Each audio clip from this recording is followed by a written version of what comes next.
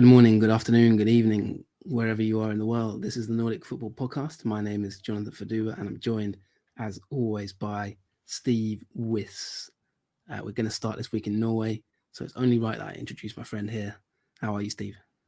I'm very well, Jonathan. I think I have to start the show off by actually thanking yourself for a great gift that you sent me. A surprise gift that you sent me in the post. It was a parcel that came on my doorstep last week. I wondered who it was from. As soon as I opened it, I saw a blue bag with an IFK Göteborg logo on it. And Jonathan has generously bought me an IFK scarf from the official club shop when he was over there in Sweden. You won't be able to see it unless I clip this now, but the scarf, it's beautiful. It has a great smell to it. I can feel the passion of the club when I touch this scarf. So a big thanks to you, Mr. Faduba, for sending me that scarf my way.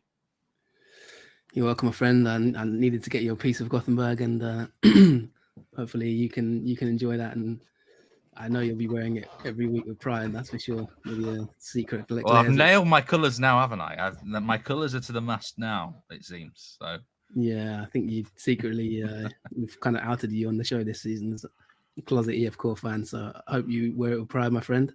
Had to get you a little memento. So yes, you are currently in possession of that wonderful scarf, and we are gonna get to Sweden. If you listened to the show last week, of course, I was at Gothenburg, and we did review IFK and BK Häcken, the two Gothenburg teams who are doing quite well this season. And we covered my trip on the last show. So if you haven't listened to that, you're wondering why on earth Steve's getting scarves in the post, then go back and listen to the episode. It'll explain why. We had an exclusive interview with Blair Turgott at BK Häcken and Emil Salomonsen from IFK Göteborg. But this week, we are starting in Norway, Steve. It's down to business. And we've actually got a midweek round coming up. So while you get cozy in your scarf, I'm just going to read out the scores from the most recent round of games. Round 6 in Norway we are now. We did sort of talk a little bit about Norway last week, but this week we're going to be a little bit more detailed. We might even speak about fancy, etc. But these were the results from last week. So Odd 0, Lillestrøm 1. I think it was a late goal from Akko Adams. Glimt 3, Rosenborg 2. A big game between the two big clubs there. That was won by Glimt. HamKam 1, Tromsø 2, and that's where we're going to start the show. And this week we're going to post a clip on Twitter that we're going to ask your opinion on.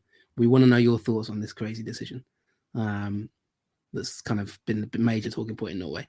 We're going to come to that in a minute, but yeah, HamKam 1, Tromsø 2. Molde 3, Strømsgodset 2. Molde sort of starting to get a little bit of form maybe. Sandefjord 1, Viking 2. Sarpsborg 2, Brann 1. Stabæk 1, Arlesen 0. And Haugesund 1, Vålerenga 1. And that leaves the table looking kind of quite nice, doesn't it, for certain teams, Steve? And we've got Glimt top by quite a considerable distance, 7 points. But we're going to talk about these teams in a minute. The main thing we want to do is get straight into this debate about the HamKam Tromsø game. Now, Steve, for those who haven't seen it, you've sent me the video, and I've just been looking at it before we get on air. How best can you describe it? If you can't, before Steve describes it, if you don't know what we're talking about, go on twitter.com/Nordic Football Podcast, and we will post the video to our feed as well. So you'll be able to have a little look at this incident, if not TV2 Sport as well, our Twitter account. But Steve, I'm going to let you describe it in only the way you can, and then we'll have a little debate. Explain what happened in the scenario in this game. Yeah, this revolves around the end of the match between HamKam and Tromsø. So the match ended in a 2-1 win for Tromsø. A last-minute Nicholas Vesterland penalty in the 101st minute, I think, officially, the goal was timed at. But the reason for that was because there was a massive VAR check, probably lasted 4 or 5 minutes towards the end, right at the end of the game, where Marcus Sandberg, the HamKam goalkeeper, obtained a cross and was trying to release the ball quickly to one of his players. One of the Tromsø defenders, attackers. I don't actually know who exactly it was. You might be able to tell me that. I'm not sure, but I forget the name. Was basically, I personally think, impeding the goalkeeper. But Sandberg got frustrated and then basically sort of bounced the ball against his head in frustration, I think you could call it. Anyway, the match continued on. The referee was happy to let things go. I think there was probably, the ball was in play for about a minute after that. And just as we're heading towards the full-time whistle, the referee is called over to the VAR monitor. After a lengthy discussion with obviously his officials there, he decides to award a penalty to Tromsø and give a red card to Marcus Sandberg, which is obviously a very controversial ending. And then Tromsø scored the penalty, which was effectively the last kick of the game. So, yeah, it was absolute madness. I've certainly got some strong opinions on this decision. I've got some strong opinions on just the laws of football in general as well. But an absolutely mad finish. And by the way, Tromsø are on 11 points. I think they've been the flukiest team in the league so far. If you look at their underlying numbers, they've been very, very lucky. But going back to this incident, it didn't ring right. It didn't ring right with me. The incident didn't. Yeah, we'll talk about the form of Tromsø in a second. 101st minute penalty from Vesterland to win the game. Nicholas Vesterland. Steve, you said that I will tell you who made the who was fouled, and it was indeed it was the goalkeeper of Hamcam, right? The goalkeeper of Hamcam, Marcus Sandberg, made the foul. Yeah, he made the foul on Gundersen, Jostein Gundersen. Yeah, and just to sort of describe it, you've given it an eloquent description. I'm going to describe it in my own words. Basically, yeah, some might say punches him in the face with the ball. Some might say brushes him to one side with the ball and tries to sort of boot the ball out. How would you describe it, Steve? Well, I just think it's almost 6 of one and half a dozen of another, because we see it before. The players try and stop goalkeepers having a quick release. And for me, that's a foul. And I think the keeper's just got pissed off. And he's trying to almost, release himself from the player. And he's just got frustrated and sort of cheekily knocked the ball against his face. Now, you could look, I think the slow motion makes it look worse than it is. The slow motion can make it seem like, it's a scathing attack and, a shocking incident. And look, that's up for debate. Is it a red card or not? I don't think it's a red card at all. And then a penalty is awarded for this. And this is where you've got to delve into the laws of football about what actually contrives to, an incident that leads towards a penalty being awarded. And it seems by the letter of the law that this is the case. We said off air that any foul in the penalty area is supposedly a penalty. For me, that just doesn't ring right the way it is. Maybe the laws of football need looking at. This is why I would never ever be a referee or some sort of official or an umpire in cricket or something like that, because there's absolute bullshit with the laws. But in itself, the first foul for me was made by the Tromsø player anyway. So I disagreed with the outcome of this. And it was VAR. It was VAR that obviously made the decision on the field. The referee was happy to let it ride. Obviously, the officials had seen it. It was only VAR that got involved that changed the decision. Yeah, we have a question from Barisha Show. Showtime Barisha, thanks a lot as always for your support. At Barisha Show, he says, "What's your opinion on the crazy moment from Marcus Sandberg?" I've seen some people describe it as pathetic on Twitter. A couple of fans saying, that this is just kind of goes against the spirit of VAR. One person, Simon Nyback, says, "It seems that there was an attempted murder on Saturday, according to half of Northern Norway." Me personally, looking at that incident, I think that it's the classic case of exactly what I said a week or two ago on this podcast, that when you slow anything down to slow motion and slow replays, you can make anything look like attempted murder. And I think in running, it's quite funny. Like when you actually watch it, it's quite funny. possibly a foul, but when you run it just as a straight clip, it he does kind of hit him. Okay, he goes down, he's rolling around. It looks like it makes it look worse than it is, but any player is probably going to do that to try and get an advantage. It is a bit of a lash out from the keeper. It's a little bit needless. I can see what he's trying to do. He's just trying to get him out of the way and boot him in the head with the ball. It's a bit cheeky, I think.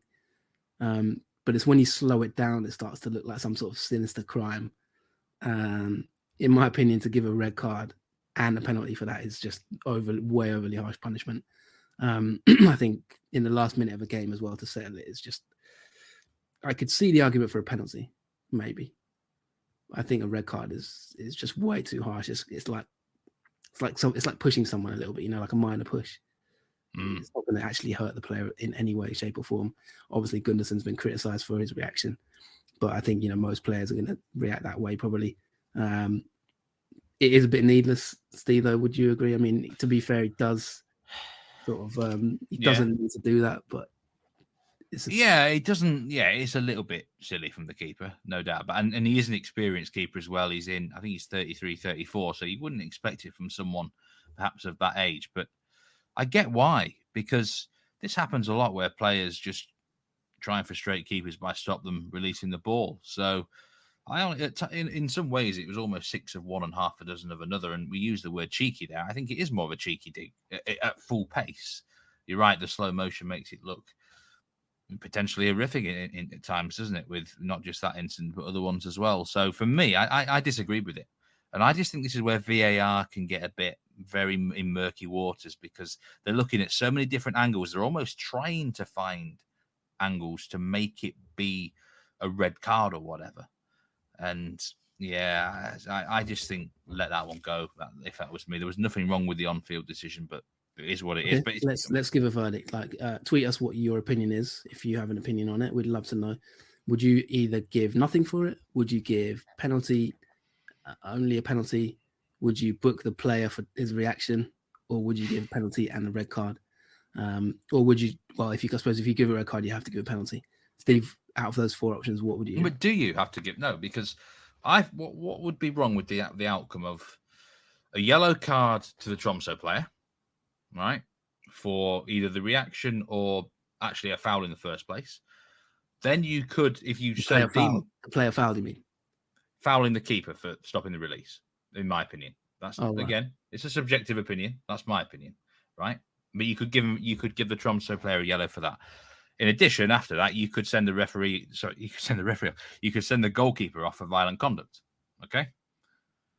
But I think the correct outcome then would have been a restart with a Hamcam free kick. Myself. So, in your opinion, what would you have given? I would have yellow card. I would have given 2 yellow cards. And I would have given a free kick to Hamcam. That is the outcome I would have given there. And what would the yellow card for the keeper be for then? The reaction after being fouled. So you think he was fouled? I personally think he was fouled first because there's a clear obstruction. I mean, Hamcam could argue, that defender stopped a counter-attack that they could have won the game. Yeah. Okay. No, that's a fair opinion. That's my opinion. What would you have done there?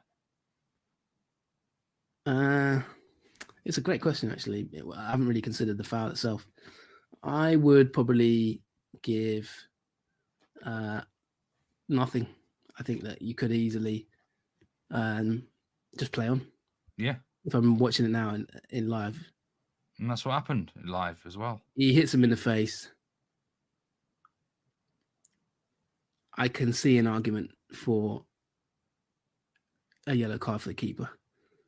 I think then once you do that, though, then that's a foul, isn't it? So you technically, where do you? That's when you're looking at the laws of the game, aren't you? That's when you've got to separate what is a foul versus what is just. I know. Technically, that foul is probably violent conduct, so that means that he has to give a penalty. I think that sending off is way too harsh, in my opinion. Like the double jeopardy, I think that's way too much. And I could see an argument for a yellow card for simulation almost, because he's clearly not that hurt. But tweet us, let us know what you think as well. I mean, this is a really crazy incident. It's got 304,000 views on Twitter, so it's obviously a big talking point. A lot of people are talking about it. So let's love to hear what you think. Yeah, I mean, some of the comments are like, it is a crazy incident. It's a crazy incident. I mean, yeah, it's definitely. You know me, I'm a bettor, and I was thinking from a betting perspective. I didn't have anything on the game. Imagine if you were an under 2.5 goal better in this game. Yeah, you're just about to cash, and then a penalty is given for that. Well, I mean, the thing is, the keeper is taking the risk in his own hands by doing that. So I can, you are given a decision to make, and in the age of VAR, that's always going to be the case. I mean, how you said that Tromsø are kind of overperforming at this moment in time. They are currently 5th in the league, joint 3rd actually on points, but goal difference obviously makes them 5th. What's your analysis on then? 3 wins out of 6. They've got the lowest expected goals in averages per game in the league, and bear in mind 2 of their goals scored, I think, have been from the penalty spot this season. So that they're really struggling to create chances from open play. They've only conceded 3 goals, but their expected goals against is nearly 10. So they're massively overachieving defensively. I've said it before. I am very suspicious of teams like this, that you cannot keep those metrics up. The goalkeeper's had a good season for them, Jakob Hågard, former AIK Corman. But you can't keep relying on your keeper week in, week out unless he's truly exceptional. So, yeah, they've really done well to get themselves 11 points so far, Jonathan. I don't think they're playing that well. They've got Glimt home in the Derby of Northern Norway on the 16th of May round. So, at the time of recording, I personally think they may well get found out in that game. But, points are points, aren't they, at the end of the day? Yeah, definitely. And a word on HamCam. I mean, I'm assuming that our good friend Tom Dent's going to be fuming at that result. They're currently sort of not too bad a start for them, but they are 14th in the league. They have 2 wins and 4 defeats, 10 goals scored, but they've conceded 16. What's your analysis of HamCam so far? I think they're obviously mentally fragile defensively. When you lose 7-3 and you concede 7 goals in one half, as they did against Viking, then that's going to have lasting effects. It just is. In the short term and medium term, then they lose against Molde 4-0. But on their own, losing to Viking and Molde is no disgrace, is it? And they were the better team against Tromsø, in my opinion, overall. They deserve, probably, if anyone deserved to win the game, it was them. So I don't think things are as bad as they seem. Of course, everyone's coming out saying, this is why they were the favourites to be bottom of the table at the start of the season. And, when you concede that many goals, of course, you're going to give ammunition to your critiques out there. But look, it's not as bad as it seems. I've seen enough from HamCam in matches to suggest that they're going to be more than competitive this season. But this is obviously a difficult phase for them. They just got to get out of this little bit of a mini bad run. Yeah, and even the official Twitter account said after the game that the referee and VAR have played a main role in this result. So they said a bitter defeat for HamCam, where the referee and VAR. What was interesting, Jonathan, before we move on, the manager, Jakob Mikkelsen, actually said in an interview, I think, after the game that Sandberg was silly for doing what he did. So that he was, I think, reluctant to criticise the officials.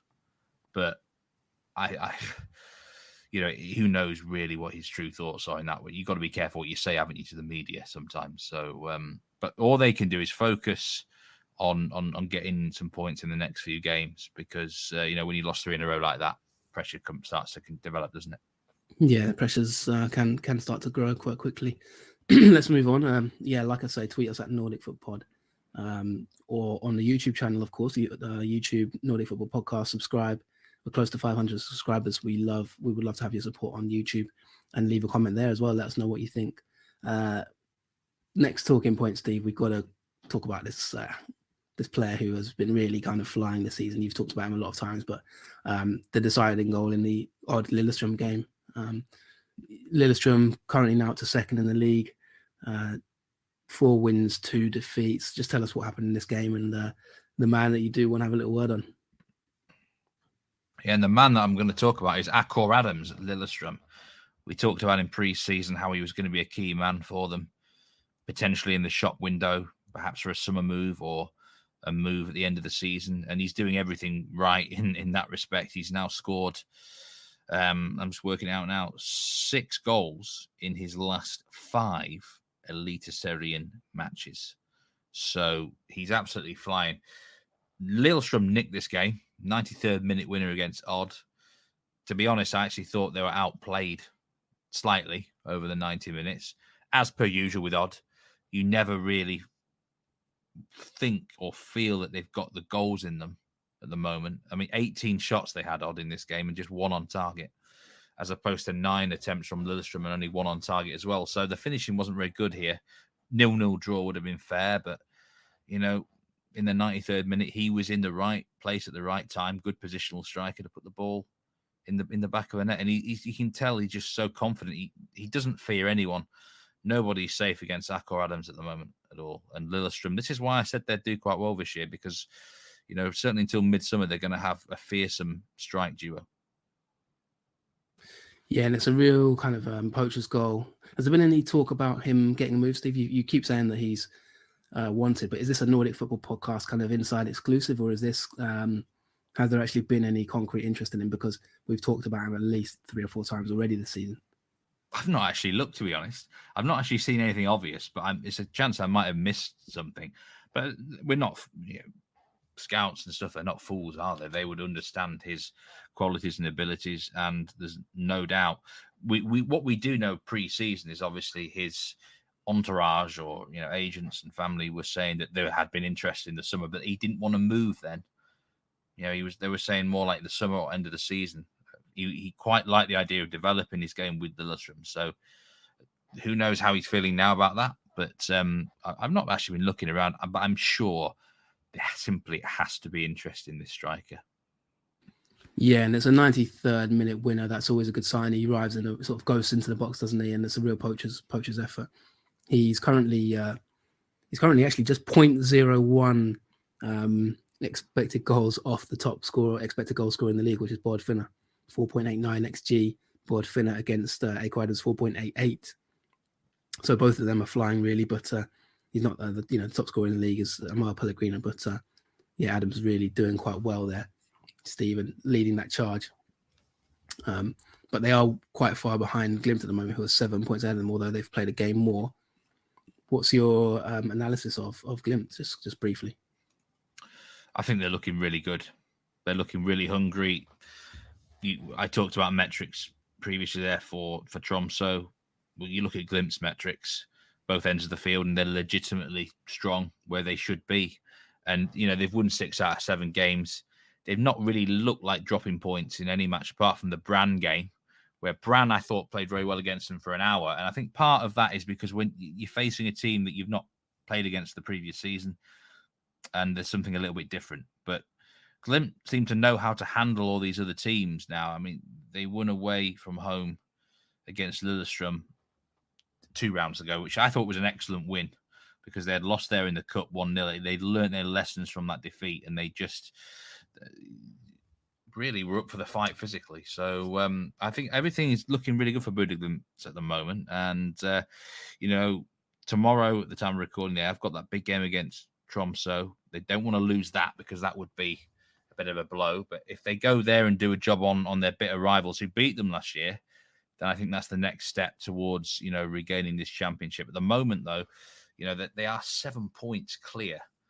Okay, Lillestrøm have got a game in hand, but they're actually 9 clear of Molde, and Molde is still, because of their overall depth and quality, the most realistic team to finish second right now.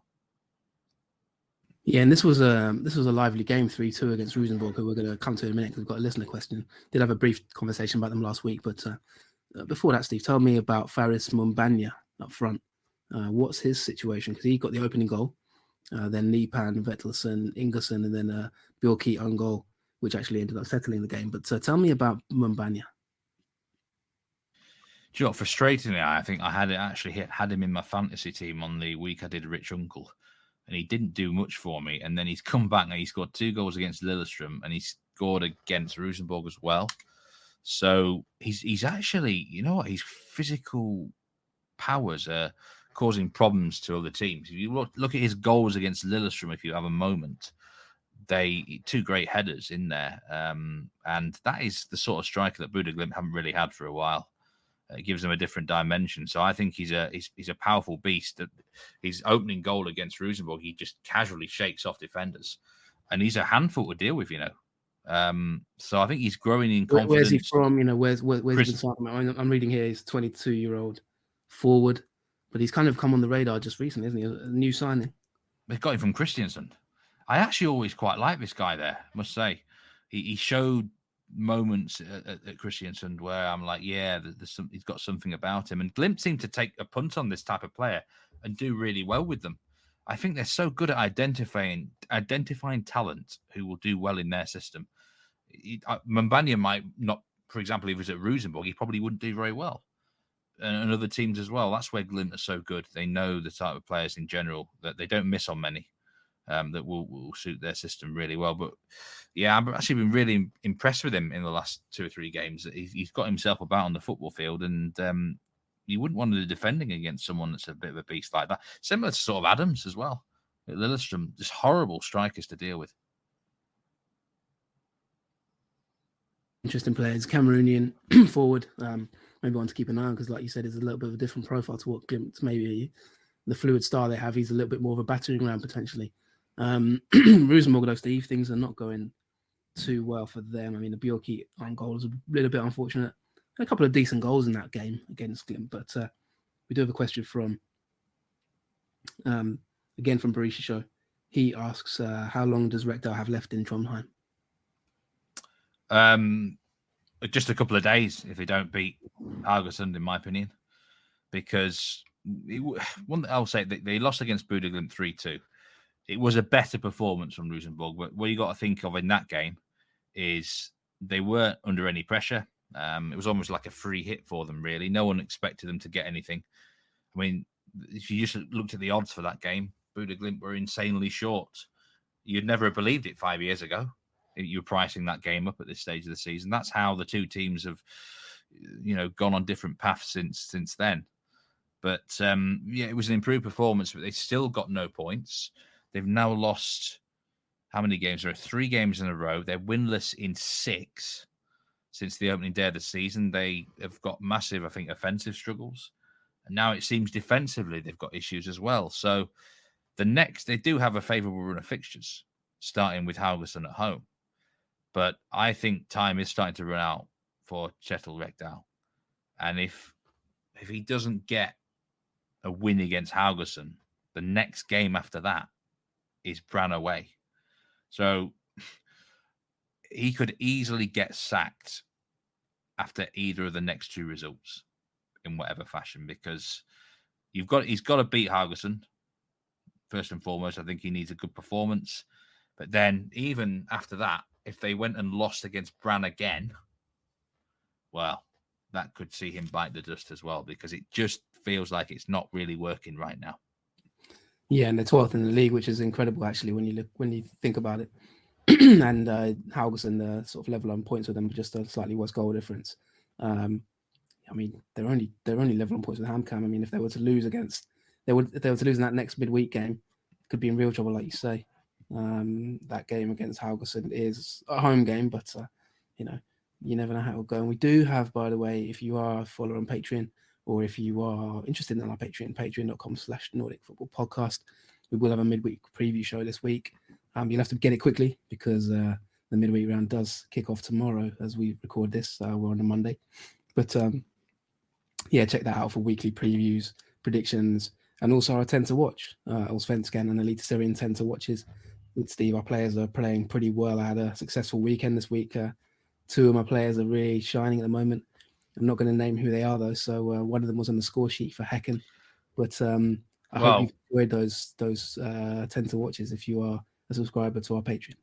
You mentioned the 10 to watch there. One of my 10 to watches actually scored in that Bodø Glimt Rosenborg game as well. So we know it's not Mbanya, but it was someone else. But I was just thinking as you were talking there, and you often ask me this, so I'll actually answer the question before you ask me. What would I do with the managerial situation at Rosenborg with Kjetil Rekdal? Because do I think he should be sacked or not? Is it the end of the ride for him? And it's a tough. I don't know. because I rate him as a manager. I think he's got a lot of quality aspects to him. Last season, they grew better as the season went on. The more weapons they gave him as well.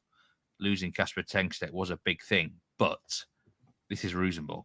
They're arguably the biggest club in Norway. Probably still are. You know, the stature, and it's not acceptable for a club like Rosenborg to have, to be in 12th position after 7 games. It's just not. And if it got worse or stayed the same for much longer, then they just might have to make the decision based on, how sheer embarrassment sort of factor. They feel the need to do something.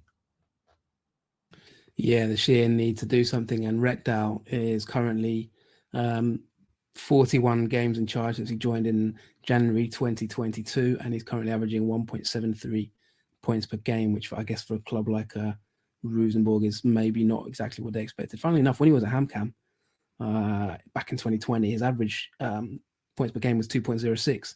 So he did significantly better than he's currently doing with Rosenborg's finances and clout.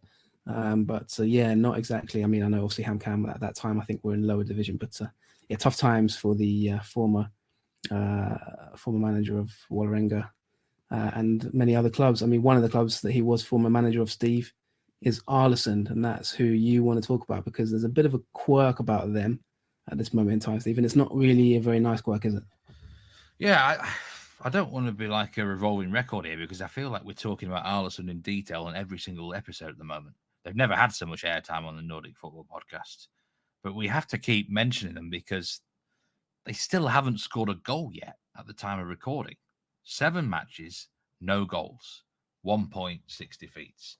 Now, the match they've got on the 16th of May is a home game against Molde as well, so I'm guessing it's not going to get much better for them. They've got a temporary manager in charge called Marius Bø, who seems like a likable sort of guy, but I don't think he's going to be the long-term answer for them. There's been whispers of Janne Jonsson coming in, former Stabæk manager. He would be an experienced hand, but I said before, I would like Arlesund to sort of get a progressive, younger manager in, modern thinking, maybe get a decent manager in from the Obos again, who's been doing all right down there, something along those lines, because this is just not acceptable. You're not going to stay up by not scoring any goals, are you? So, I mean, I can't believe it. I've never known a team not score a goal in Eliteserien after 7 matches, Jonathan. I've never, ever. I honestly can't remember. It's diabolical, isn't it? And their XG numbers, by the way, they're not the worst team in the league for expected goals. Tromsø are, but they're not far off that. Yeah, so is that bad luck then, or do they lack good strikers? I mean, not scoring a goal all season is either really bad luck or you're really, really bad. And you're saying their XG isn't too bad. So, what exactly is this down to? Who are we pointing out the fingers out front, or is it the midfield maybe not creating? What exactly do you put this down to, briefly? Well, their actual XG average per game is 0.95. So times that by 7, what's that? It's over 6 goals, isn't it? That they should have scored by now. But so it's a combination of they're not producing that. That's the 3rd worst expected goals in the league, by the way. Average, only Tromsø and Haugesund are worse. So they're not doing very well compared to other teams anyway. But they're also underachieving. They don't have good finishes in their team. When you've got that, it's like a lethal concoction, isn't it? You can't finish. You're not really creating that much either. Something's got to change. So I think the way around it is you bring a manager in who makes them create more chances. All right, it might make them more porous at the other end, but they obviously need more chances to convert into goals, don't they? So that's the way I would look around it. Secondly, of course, look into the transfer window. Maybe, that's coming up on June, July, and get someone who knows where the back of the net is. Yeah, they're actually 9th in the league for shots taken. They've taken, according to our partners, Scout, they've actually taken 65 shots at the time of writing, 8.68 shots per match. So only 32% of them are on target, but that's still better than a lot of teams. So either they're not taking shots from great positions, or they have a poor, like I say, poor striker maybe. Steve, who is leading the line for them at the moment? Well, at the moment, they've obviously Isaac Atanga's not really worked out so far. We had high hopes for him. There might still be a player in him, but he hasn't obviously found his feet yet. Moses Ebi has had minutes, and I said before, he's the last man you would want on a one-on-one. Really, he just doesn't convert anywhere near enough of his chances. He's always going to underachieve his XG. The young lad Mokhtar Diop, there was talk about him coming into the team. I don't think he's hardly had any minutes. It's difficult. They do lack a clinical striker in that respect. And in terms of shots, you can have as many shots as you want, but if they're not high XG shots, you're better off having shots in a bar, aren't you?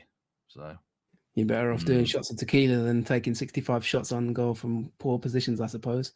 And they are bottom of the league with 1 point, 0 scored and 13 conceded. So comfortably the worst goal difference in the league. Actually, funnily enough, curiously, top of the league, Glimt have plus 13 goal difference. So very sort of a symmetrical league table. Actually, 9th, I would have a 0 goal difference. So, I mean, it's a very well balanced goal difference in terms of well balanced league in terms of goal difference. But before we wrap up part 1 on this show, I mean, the next game for Arlesund, by the way, for anyone listening, is as you've mentioned, they're playing Molde next. So maybe you want to get some Molde defenders in your fantasy team if you're playing Eliteserien fantasy, because maybe that's a guaranteed clean sheet. Although some might argue that surely that run has got to end soon. While we're on the subject of fantasy, congratulations to Sean Jackson, FK Hibbo. He is top of the league at the moment, followed by Luke Treaty, Molly's Heroes, 511 points. But Steve, I just have to mention quickly, because I believe it's the first time ever in Eliteserien fantasy that I'm above you in the league table. So, yes, I'm currently 69th in that league, and you are currently 79th, my friend. I'm delighted to say I'm above you in both leagues, which is definitely a first in Norway, because I've never been so high in the Norwegian fantasy league. This is the first ever year I think I've not been in the bottom 5 or 6. But I'm sure you're going to have a riposte of that. But before you do get your word in edgeways, let's move on to our final couple of talking points for Norway this week. The big team that's worrying you at this moment in time, and that is Strøm's Godset. Yeah, they are. They are worrying me because they've got a really massive game coming up on 16th of May against Sandefjord at home. If they don't win that, then I think the alarm bells are going to start coming out for me, because we said pre-season there was a lot of question marks about Strøm's Godset. New manager Jørgen Isnes, who I was cautiously optimistic about, but I wasn't sure. He's completely changed the system tactically at the club. And I think when you have such a radical change, it can sometimes take time to settle in, can't it? And from what I've seen so far, moving to a 3-4-3-ish type system isn't really suiting these players at the moment at Godset. And they're second bottom of the table. They've got only 4 points on the board. If you look at some of the fixtures they face, it's been a mixed bag of teams they face. So they have placed the likes of Molde, but they've had winnable games as well. Not won since the opening day of the season, which was against Arlesund. Not exactly beating much there, are they? So I just got, when you get a feeling about a club early on in a season, you just have concerns.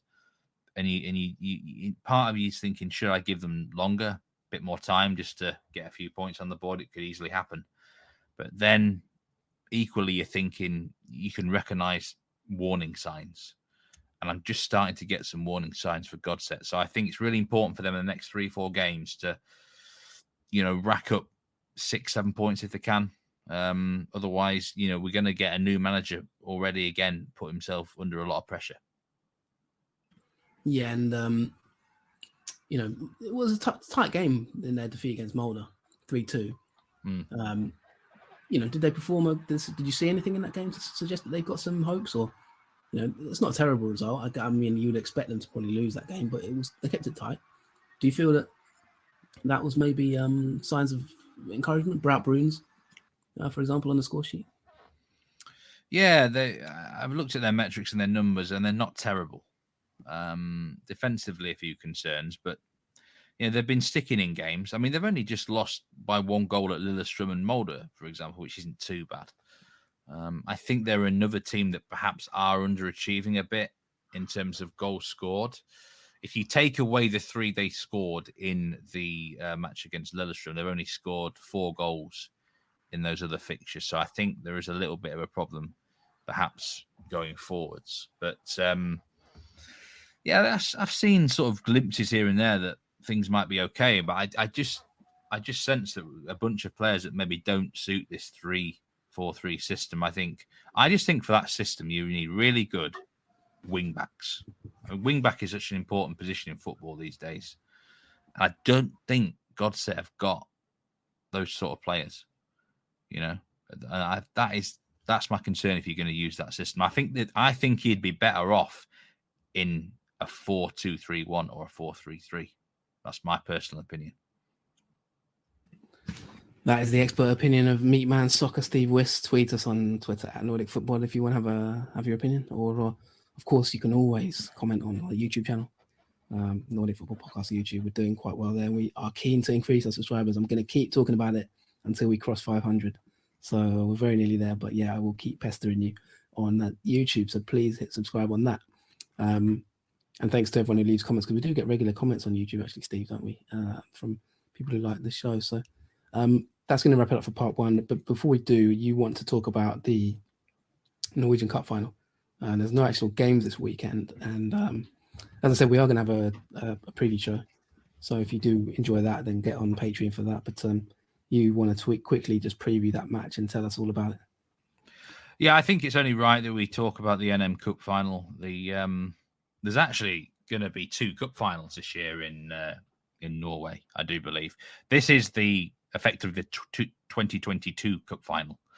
And it's between Brann and Lillestrøm on Saturday in Oslo. And the 2023 Norwegian Cup starts just 2 days later. So whoever wins this is going to be defending their crown very, very quickly. But really intriguing game. Obviously, whoever wins it gets silverware, gets themselves into the Europa Conference League. I don't even know who I actually want to win the game. Honestly, I'm really torn between both. I think both teams are a great story, actually, in recent years of going down to the Obos League again, coming back again. We've got a Wisecout article about Brann, which I wrote recently. I think the title was Rising Like a Phoenix from the Ashes, which is a little bit corny maybe, but it is kind of true. It's been a heck of a rebuild for Brann, and Lillestrøm have been very similar. So it's a great example of teams of coming back and rebranding themselves and sorting themselves out. So I'd like to wish both of them the best of luck. I'd like to wish any fans who are going there from each club a great day in Oslo, and may the best team win. Like I say, it's very rare that I'm genuinely on the fence with who I actually want to win a game of football. And I'm 50-50. I've literally got a half and half scarf here, as bad as they are. What's your prediction? My prediction, I'm going to go with Lillestrøm by 1 goal. I just think they've got a little bit more experience in their ranks, and I can't get away from that strike duo of Thomas Len Olsen and Akor Adams. So I'm going to go with Lillestrøm. But you think it'll be a tight game, is what you're kind of... Oh, I think it could go either way. I mean, this is... You're talking extra time, penalties, things like that. The atmosphere is going to be amazing. I mean, these are 2 of the best supported clubs in the country. So it's going to be an electric atmosphere. And it's a shame I'll be on the cricket field while this is on. So I won't be able to watch it live. So, it's a great occasion. I just hope, say, may the best team win. I hope there's nothing stupidly controversial or whatever. And I just hope it's a great football game. And whoever wins it, enjoy their success. And it's something you need to enjoy your success in fantasy at the moment, Jonathan, while you can, because you're doing very well. I actually didn't know you were ahead of me in fantasy Eliteserien, but fair play to you.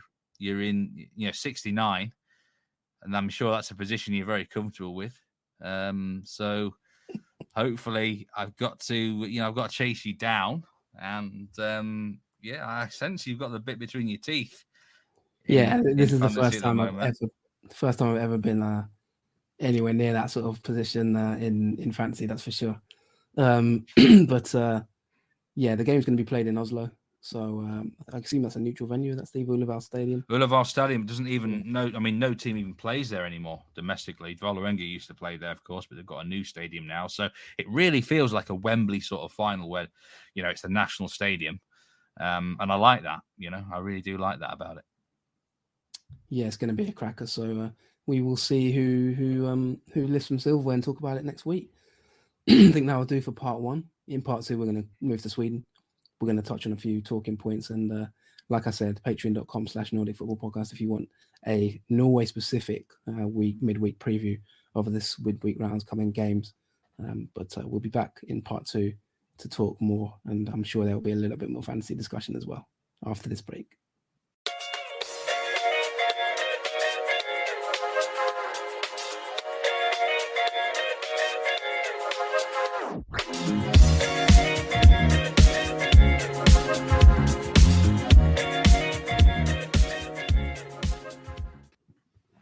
Welcome back to the Nordic Football Podcast. You're with Steve Wiss and Jonathan Verdugba.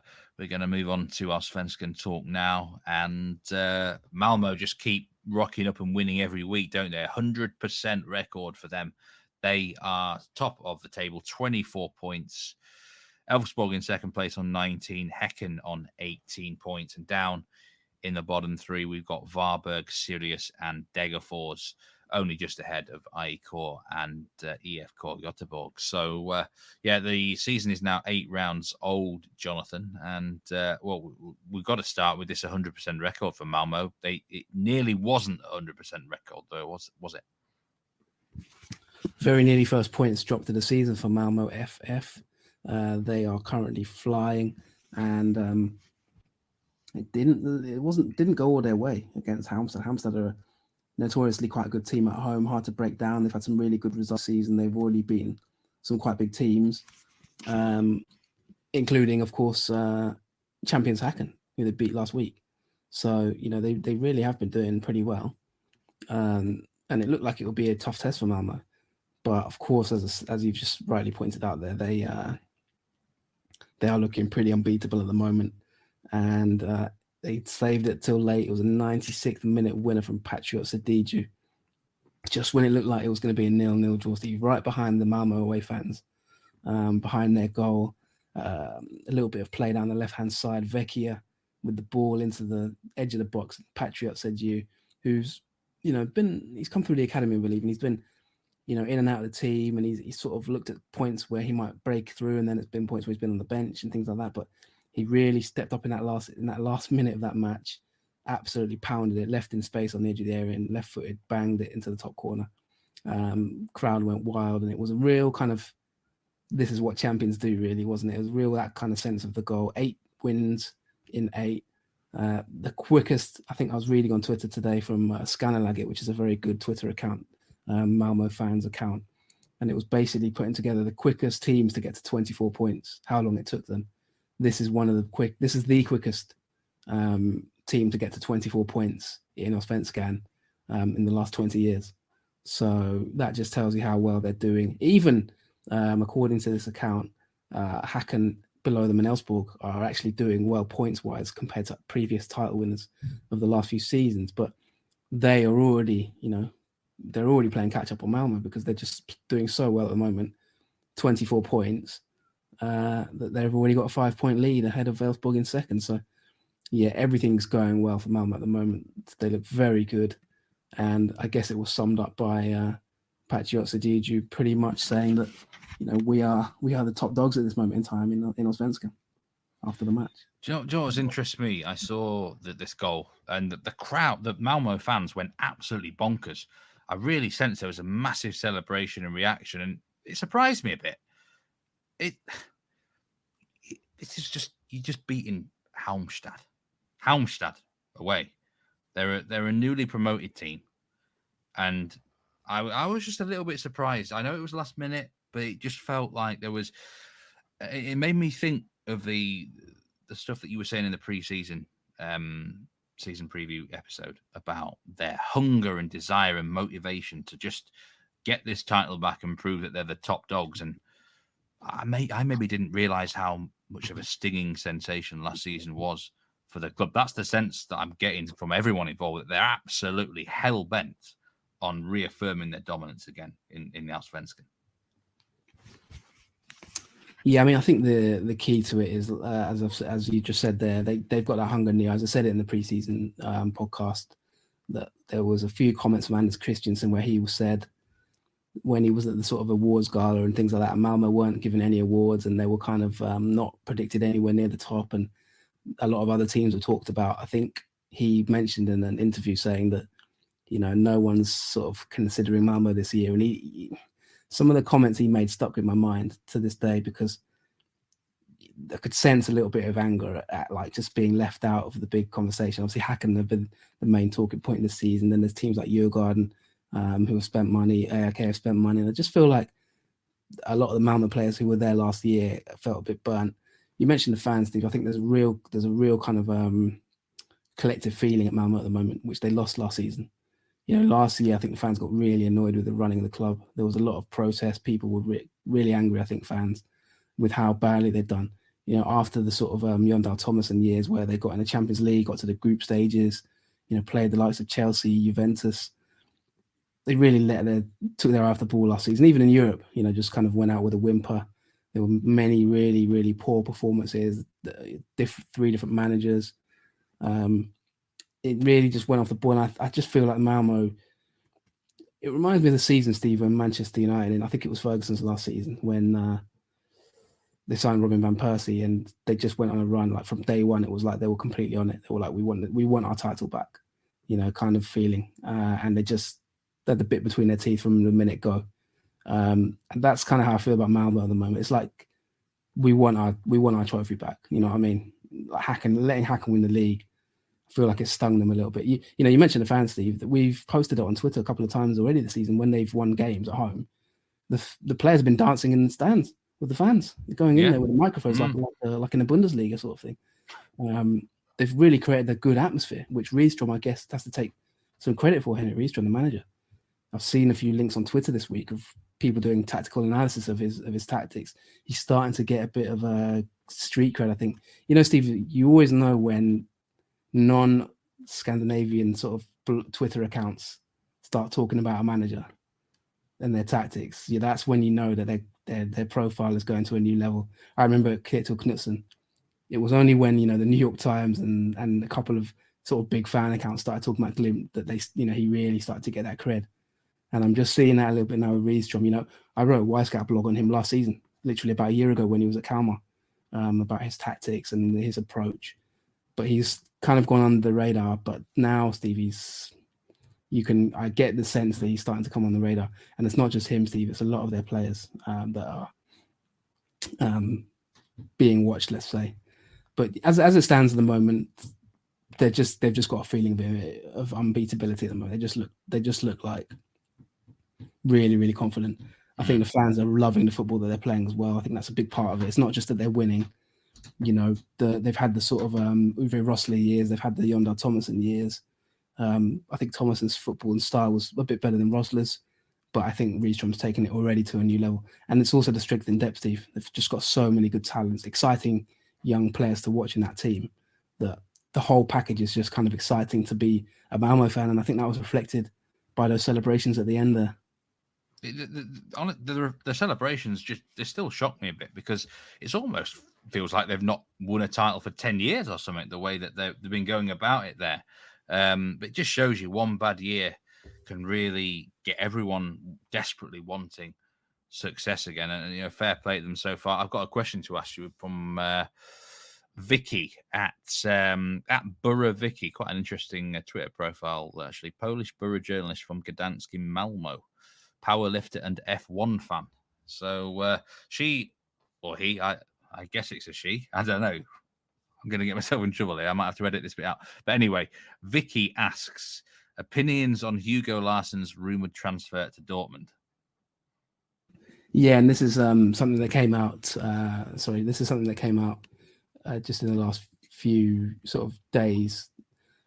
Larsson's been linked with a lot of clubs, Steve. I mentioned in pre-season and on various 10 to watches, maybe hint that he He has turned down a move to Bournemouth. Bournemouth put a €12 million bid for him, I think, in January, and he basically turned it down because he didn't want to jump ship on Malmö straight away. He's only been in their senior squad for just over a year, the 18-year-old. So I thought that was a mature decision from him, but it has leaked kind of at the moment that according to Radio 1910 podcast, he is closing in on a move to Bundesliga giants Borussia Dortmund. There is enormous interest in him. Sports manager Daniel Anderson said to Fotbollskanalen, which is a wonderful establishment that I currently write a weekly blog for on the Premier League, Fotbollskanalen, a major sort of Swedish website. And they've reported the comments from Daniel Anderson saying that the amount of interest in him. I mean, I know, Steve, for sure that there's a lot of clubs watching this player, Larsson. The rumours are that he could be close to breaking the Allsvenskan transfer record. Can they keep him till? So in terms of Vicky's question, you're right. There's definitely a lot of interest. Is it going to actually happen to Dortmund? I'm not entirely sure. But the one thing you can say with real certainty is there's a lot of people watching him. He's a midfield player. I tend to watch goes into him in a little bit more detail, but he's a wonderfully gifted sort of midfield player. He can play through the lines. He can make vertical runs through midfield. He can do a little bit of everything. Like I said I think I said it once. He's kind of like Malmö's De Bruyne, if that makes sense. He's just got that little bit of edge to him. Maybe not in terms of goal scoring and that side of it, but just in terms of his passing and his vision. And there's definitely a lot of interest in him, Steve. He's played nearly 60 games now for Malmö's first team already, and he's still only 18. Yeah, he's an incredible young talent, and he's obviously one of the main reasons why they've been doing so well this season. So fair play to him. And moving back to the league table here, and the defending champions Häcken and Elfsborg at the moment are providing the biggest threat to Malmö. Häcken, when they get into, they're such a strong team at home, aren't they? Häcken, they scored an unbelievable amount of goals at home.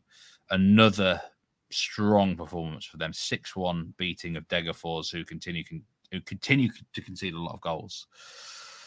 Very, very convincing victory. And the two teams are playing each other in the next round. I mean, it's very early doors. But and we'll talk about that match as a bit of a preview in a minute. But it looks already like Häcken may need to go to Malmö and actually win to keep this title race alive. But when you're scoring 6 goals heading into that contest, it's going to serve you well. Yeah, well, we did talk a lot about Degerfors last week's show. Obviously, I went to see them live in Gothenburg against IFK Göteborg, Backen's rivals. Another 6 goals conceded there. So they've kept up their record of conceding 6 goals every time they take a trip to Gothenburg. I don't know what exactly it is with 6 goals in Degerfors, but I think it was actually lucky that it was only 60. If Häcken took their foot off the gas after 60 minutes, game was done. If Häcken really wanted to, I genuinely think they could have scored 15. I mean, I don't think I've ever said that about any team. Every single time they attacked, they scored. Like, I'm not even joking. Every time they went forward. I mean, Degerfors equalised with a wonderful goal from Vukiewicz. Sorry, I tweeted it. The highlights of that goal. He received the ball and belted. It was probably the best goal of the game, in fact. 20-yard effort, top corner screamer. And I'm not joking, Steve. Literally from the kickoff, Häcken just practically walked up the other field and walked up the other end of the pitch and just scored the second goal to go 2-1 up. It was that easy for them. It was almost like, okay, you scored. We're just going to go and score now. I genuinely think if they were really on it and really interested, they would have scored 15 after 60 minutes. That is an incredible statement to make. But I mean, just how bad are Degerfors? The reason I say that, Steve, is because once it got to 6-1, Häcken made a range of changes. They took off Sadiq, who's just come back from an injury. They took off, I think Larsson went off in the end. Udenas came on. They brought on Mohamed Sonko, who the 18-year-old talent. As I say, patreon.com/Nordic Football Podcast to hear more about this player. He scored immediately after coming on. Lovely 20-yard effort. It was almost like Häcken were weakening their team on purpose, just to play out the match, not to embarrass Degerfors. Every time someone scored, they took them off the pitch. We're like, okay, you've done your part. Benny Traore could have scored 5. they cut through them at will. I said it in the podcast last week in terms of analysis of Degerfors, that their midfield is just so open with the fullbacks, wing-back system that they play. They leave so much space in that midfield. Rygaard and Gustafsson just played through them at will. They could score anytime they wanted. They could score. They don't mark the wide areas. So like the wing backs. I mean, one of the wing backs I don't think is actually a defender. Busier, and I think he's actually traditionally previously a midfielder or a winger. They have no real defensive sense. The two wing backs. So once you get in behind there, you can put crosses into the box at will. You can go through them in midfield because they don't really have much defensive effort. I mean, to concede 6 once is fine, Steve. To do it twice in 2 weeks is, in my opinion, a complete disgrace. Like, you know, we are quite critical sometimes on this pod in terms of teams, but we try to be fair. But I genuinely think it was the most disgraceful performance I've seen in my time watching Allsvenskan. That performance, because of the fact that they conceded 6 2 weeks earlier. It showed me no intent to kind of like close up shop at all. It was like, we're just going to do the same thing again, and I don't care how many. Like, it felt to me like the managers had made no effort to get to the heart of their problems when they conceded 6 against the EFK. Obviously, Häcken are a better team, but I've never seen a team just so easily carved open. Like I say, and I'm not even exaggerating, it could have been 15-1 if Häcken really wanted to score goals. It would have been 15-1 if they played the full team for 90 minutes. They concede from set pieces, they concede from wide areas, they concede from central areas. They are outpaced. The centre backs are weak. They don't mark their man. Several times Traore was free in the 6-yard box. No one marking him. Supposed to have 3 centre backs in a 3-4-3 system, Steve. How can you have one striker being unmarked in the penalty area in the 6-yard box consistently? As I say, the most pathetic performance I've probably seen in Allsvenskan. I think it was borderline sackable offence for the managers to just show no attempt to close the doors. If I ever see them concede 6 again, I think the manager should be sacked just on principle alone. That's simple as that. Well, yeah, incredible. Just for lack of effort, like for lack of trying. I mean, surely, Steve, if you concede 6, you would think to yourself, how do we address this? You know, I think reminds me of the interview I did with Tom Dent at the back end of last season, and he was saying about most teams in Eliteserien, they never make any attempt to adapt their own style. They play it their way and their way only. And Degerfors seem to fit into this mold. It's like, we only do this system. If it works, it works. If not, it doesn't. And I don't think, in terms of adaptability, they obviously have a rating of 0, don't they? It seems. Yeah, I mean, yeah, I think there's an element of that. But I think you get to, I mean, let's be fair to that. I mean, I'm not slamming Degerfors in general. I'm talking about these specific 2 performances. Well, it's not good enough. Yeah, I mean, at home, Steve, they've beaten Djurgården, for example. They're a different animal at home, and maybe for them, maybe their theory is, if we continue with this system and we get enough home wins, you know, in front of our fans with that 3-4-3 style, they are quite attacking. So sometimes it can pay off at home. That maybe, like you said, the adaptability comes in, and they think, well, we don't need to sort of work on other systems. But away from home, Steve, like, it is genuinely a disgrace, like, to be that bad. I mean, this is the 3rd time I've seen them concede 6 in 1 year. They managed to stay up. I mean, at this moment in time, I think they're just hovering around the relegation zone. I think they're 14th, 23 goals conceded, by far the most in the league. Okay, they scored 8 goals. You look at players like, you know, Campos up front. Kind of, he doesn't track back at all. It's either the manager's fault or it's the players' fault that they're just not trying enough in terms of like defensively. And as I say, Häcken, genuinely, I'm not even exaggerating, could have scored at any time they wanted in that match. It was that easy. That every single time they thought, right, let's up the intensity for a little bit, they scored. They're not going to have it as easy at Malmö, are they? So, you know, Malmö are odds-on favourites to win that game. Everyone's presuming they're going to beat Häcken here. But is this a match where I called it, they must not lose the game? Have Häcken actually got to win in Malmö, though, to keep the title race alive, do you think? Well, I think this is going to be a must-watch game, in my opinion. I think that, I mean, Malmö aren't going to win. I mean, could they win 30 games in a row? I'm not sure about that. Could they go unbeaten for the season? You know, at this rate, you know, Patriot Zadija has come out and said we are by far the best team on the offense scan, which is a brave thing to say for a player after 8 matches. I think that is, almost doing the team talk for Häcken a little bit, because they are the champions, let's not forget. But, when you're so full of confidence, he's probably right to say it in terms of the strength and depth Malmö have. I think it'll be a really interesting game. There's a big blow for Malmö. Busanello will miss the game through suspension. He's been a good player for them, the left back. And that's important because Häcken have really good wide forwards. Larsson and Sadiq. Sadiq is upping his fitness. He looked pretty good against Degerfors. Not sure if he'll play a full 90 because he's just come back from injury, but he's, he'll be an important player for them. So, but they've got Martin Olsen, former Blackburn left back, who can come in as the replacement. So they've got squad depth. You look to their bench, Steve. You've got the likes of Vecchia. They had Soren Reeks. They've got Taha Ali sort of played, but he's been often on the bench. They've got a lot of options for Rydström to juggle the team around. I don't even think we've seen the best of Malmö yet in terms of tactical styles and formations. I'm sure he's working every week on that training ground. I wouldn't underestimate Häcken in this game. I'm going to be totally honest. I think that although Malmö have been really, really good, I wouldn't underestimate Häcken in this match. I'm not going into this thinking it's going to be easy for Malmö. I think every time I watched Häcken away from home last season in big games, they stepped up, and I often didn't expect them to. So this is going to be a really good game, I think. This could be the game of the season for me. In terms of tactical styles, exciting football, two teams who play in an entertaining way for the fans. Both teams are going to want to win. I just think it's going to be a really entertaining game. If you're into if you're listening to this podcast, which I'm guessing means you quite like football from different countries and different styles, I would definitely not miss this game. And are you going to give us a prediction or not?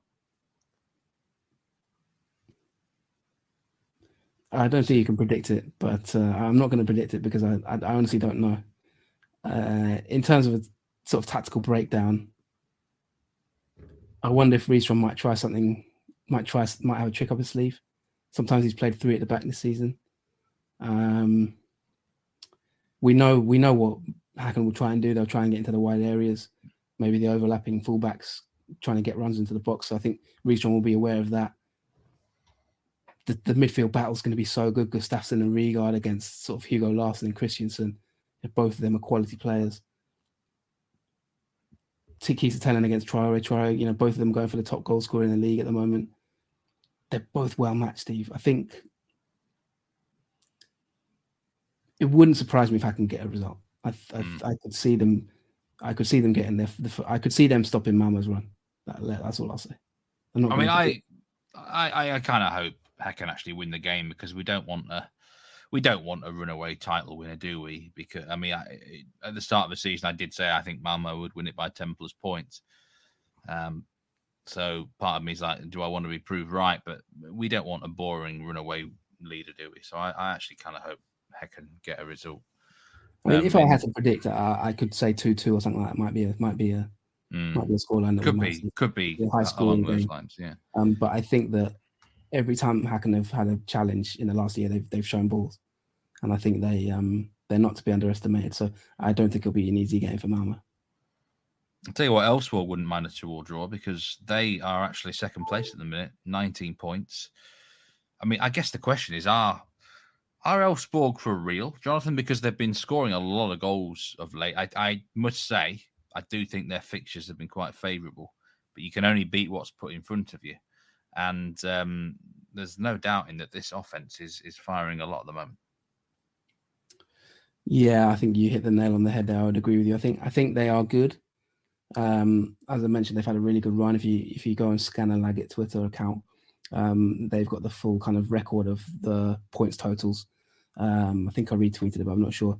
In terms of quickest teams to get to sort of certain points totals, and in terms of Elfsborg's points total at this moment in time, Steve, I think it would have put them top this time last season of the league.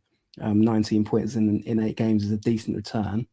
I think that, as you mentioned there, I watched the game against Varnamo, and I think that they've had a little bit of an easy run. They lost at home to Häcken, and they were quite well beaten in that game, first game of the season. Häcken sort of dispatched them, I thought, were comfortably the better team. Since then, they've played Varberg, Brommapoikana, Degerfors away, Mjällby away, Halmstad, Sirius, and Värnamo.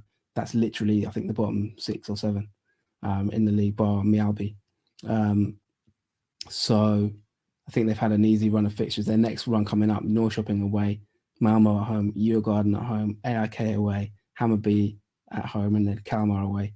I think that's where we're going to start to learn more about Elfsborg. So I do think this run is a little bit fortunate in that sense, although they have won 6 straight. I think they will have bigger challenges, like I said, and these games will, in terms of their forwards and stuff like that. I didn't actually think they were that good against Värnamo in terms of their attacking play. They seem to be a team that is much better in the second half. Seems to be a team that sort of, maybe Jimmy telling the manager, sort of has a good impact at halftime and maybe changes things around. Because if you look at the game last week against Sirius as well, they were 2-1 down in that game, came back to sort of win 4-3. Okay, I know they got 2 late goals, but he changed a few things just after half time. Similar to the Värnamo game, it was 0-0 at half time. They looked quite laboured, I thought, in the first half against Värnamo. Värnamo always well drilled. They got bodies into the wide areas, sort of always left them 2v1 in the wide areas, doubling up on them to make sure they stop the crosses into the box. But they sort of jigged it around a bit in the second half, Elfsborg, and Jacob Ondrejka is the man in form. He continued his scoring run. Bernhardsson also got a goal, and yeah, they've got good options. I think the biggest thing for Elfsborg, Steve, is I bet they regret selling on Ondrejka already, because I think they could have doubled their money on him now if they had held on to him. He's obviously got a transfer already agreed to Royal Antwerp in Belgium, but given the way he started this season, Steve, I reckon they probably could have doubled their money if they'd have kept him for a few more months in terms of that agreement. So probably kicking themselves a little bit on that one, but really good start for them. I think the manager has improved the team a lot this season, but I think they've got bigger tests to come. A word on the main man at the back, Johan Larsson, the top scoring Allsvenskan fantasy defender. So impressive that he's even forced you to buy him back in your team for the first time this year. He's the captain. He always seems like a really calm and consistent figure in their team. Yeah, well, their benefit is they've got a really good back four. Niklas Hult as well, experienced player. You'll know him, Steve, from Liga. He played for Nice. The 2 centre backs as well aren't bad. You're right, Larsson. I could no longer just. It's like having an itch on your back, and at the end of the day, you just, no matter how much you want to ignore it, at a certain point, you just have to scratch it. I couldn't let you just keep chipping away at the points total with Larsson, so I have had to get him in my fantasy team. I've had a good week on fantasy, 96 points. I don't think many got more than me this week, but I see I'm closing in on the top 10 in the Nordic Football Podcast League. But yeah, Larsson, he's just a solid campaigner. I mean, he's decent in the tackle. He makes good passes. He can get assists. He can get goals. He obviously scored the winner against Sirius, a late goal.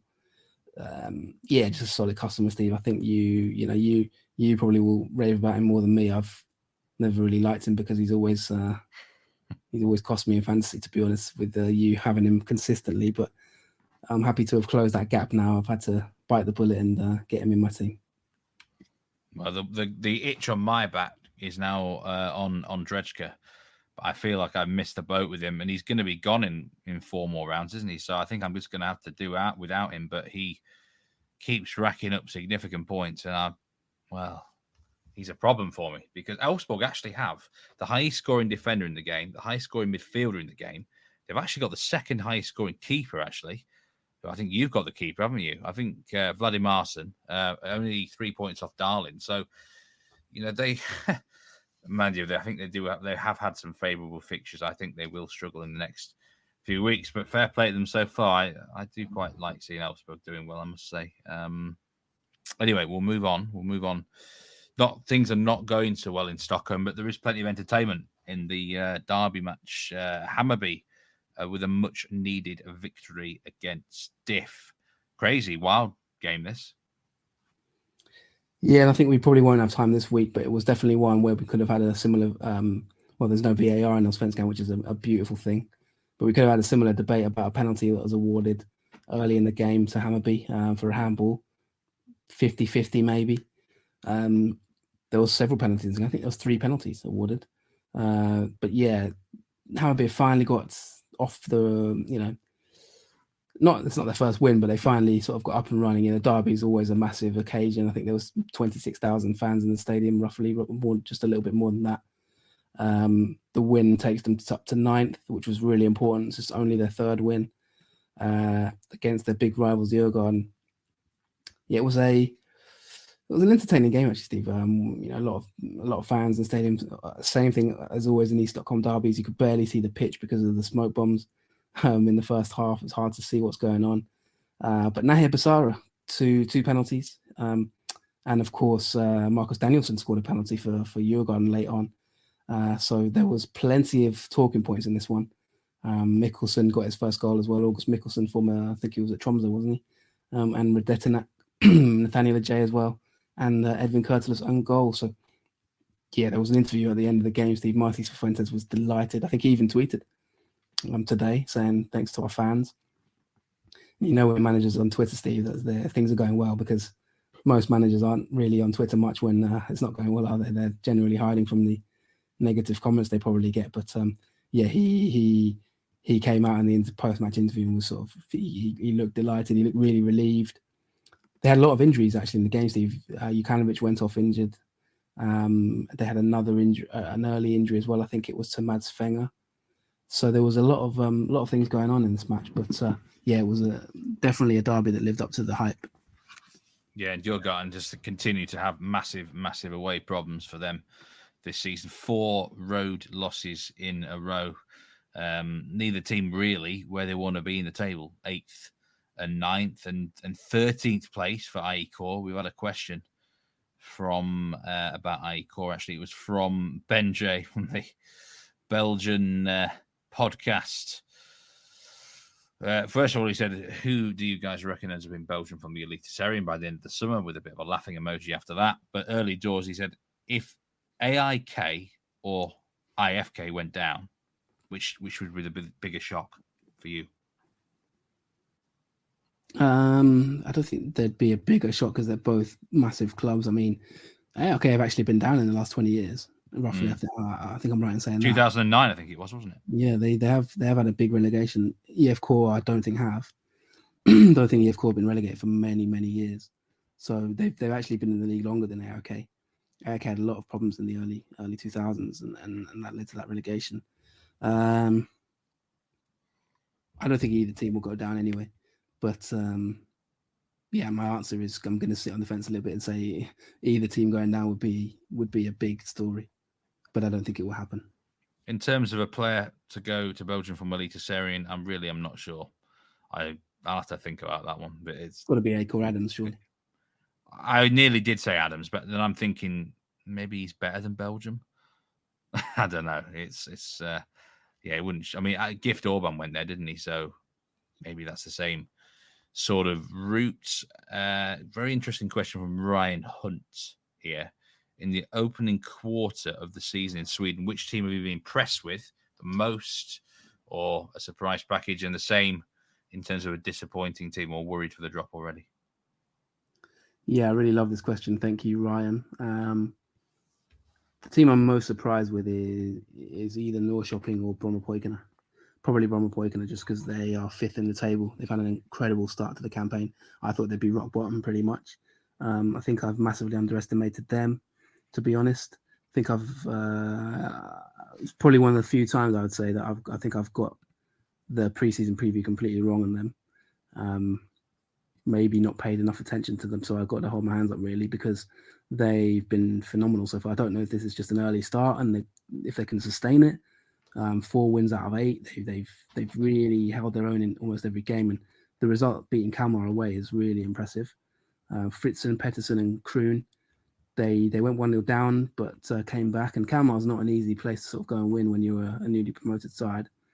So I think that was a massive result. They've obviously also beaten Varnamo away. I don't know what's happened here, because they looked bloody awful in the first 3 rounds. They got battered by Elfsborg 5-0, and it could have been 10. I've not got a clue where this has come from for Bromma-Poikina, but it looks like they're playing legitimately good football. Yeah, and they kept four clean sheets in a row until the Kalmar game. So they really tightened things up. They got an 18-year-old goalkeeper as well, who's who's keeping out Oscar Linner, which is an interesting storyline if you've been listening to this podcast for a long time. Steve, you got a gift in your goodie bag this week, and the former GIF Sundsvall goalkeeper Oscar Linner is back on the bench again. Remember, everywhere he goes on the bench. Yeah. Is he even that good?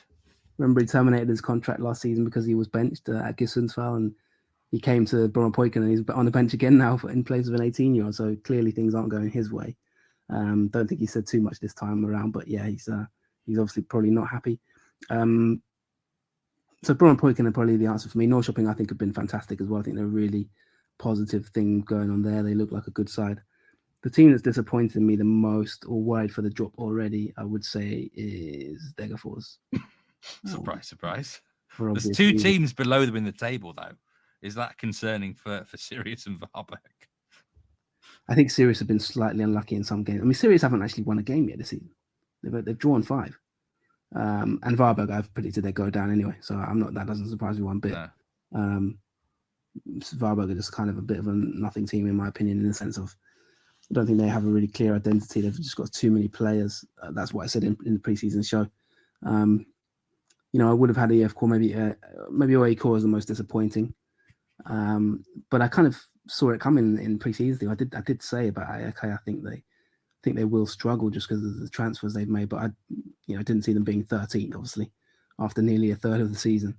So you could argue for them as well, AIK. But Sirius, I think they will pick up more points. They were quite unlucky against Elfsborg, for example. They shouldn't have lost that game.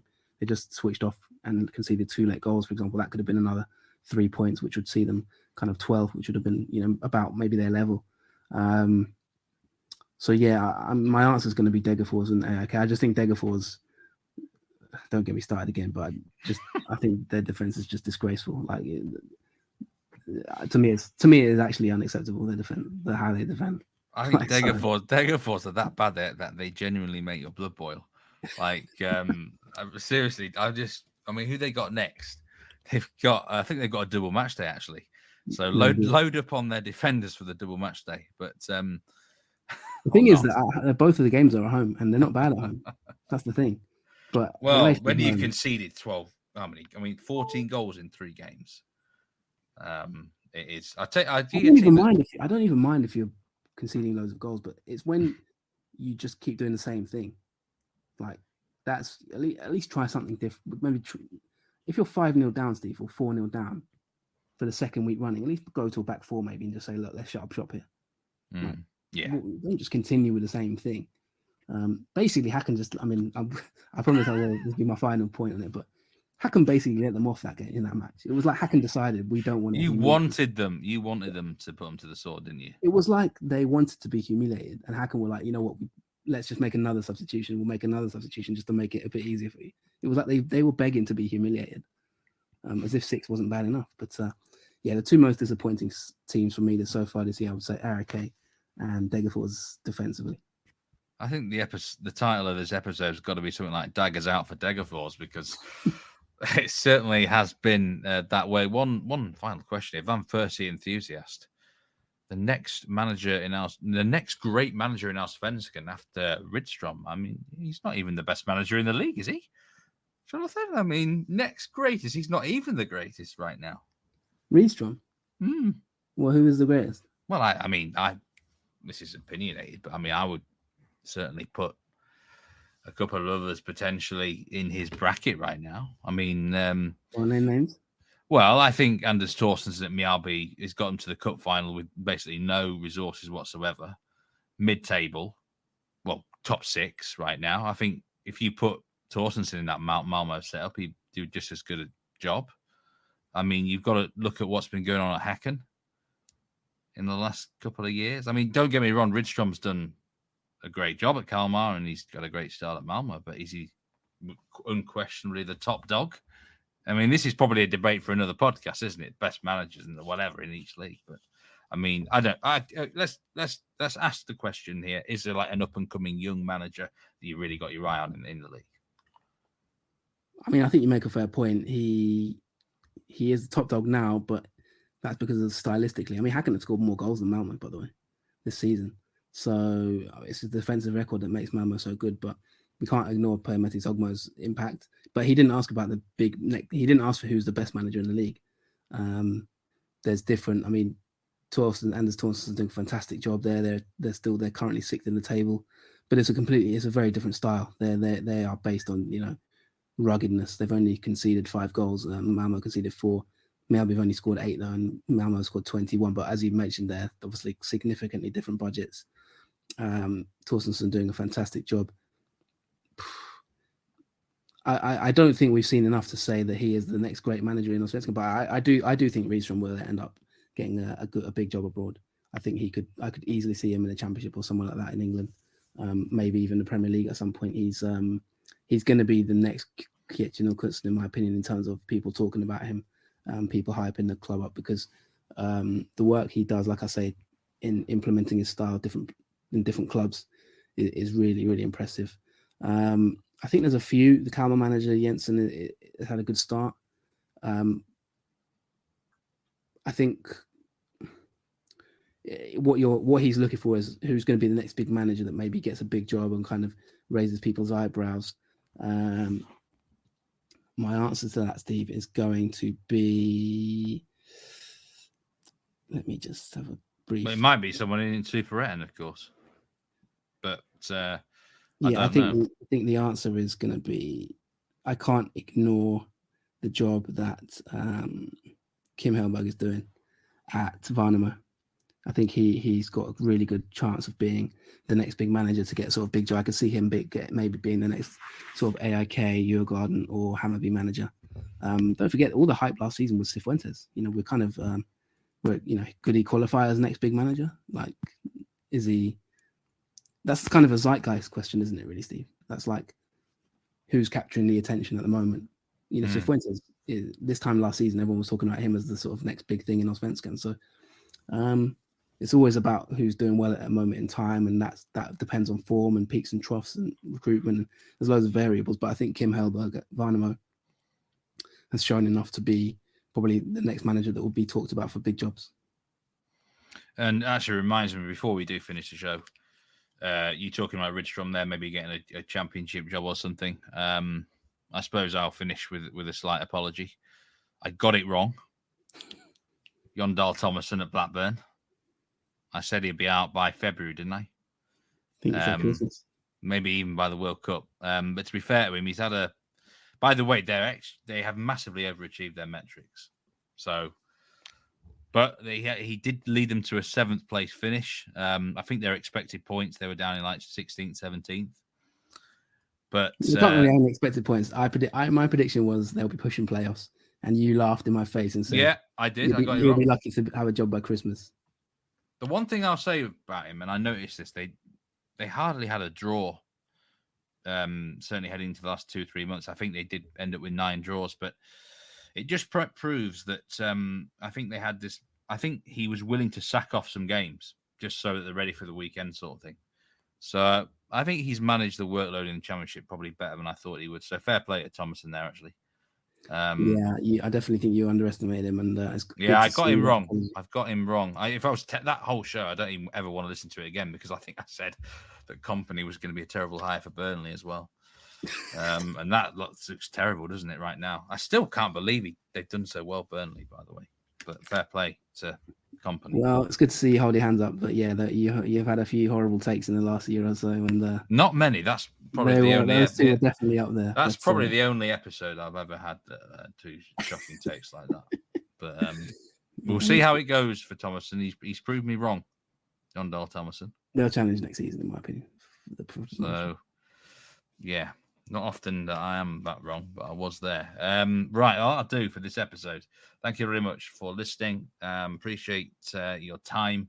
Thank you very much, Jonathan, for being on the show as always, and for my scarf, my AFC scarf. And I hope you enjoyed the great discussion.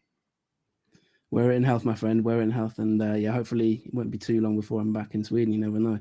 So, thanks for listening to the Nordic Football Podcast. Of course, like I said, patreon.com/Nordic Football Podcast for our 10 to watches and bonus content, weekly preview shows, weekend preview shows, and other tidbits. and also the YouTube channel. Go and subscribe, or if you're listening to it on YouTube, then thanks a lot for listening to it on that platform, because we're doing quite well there, as well as Twitter, where we are sort of racking up the followers recently, Steve. So well done, and I'll see you next time. Goodbye, everyone. Stay safe. Take care. See you next time.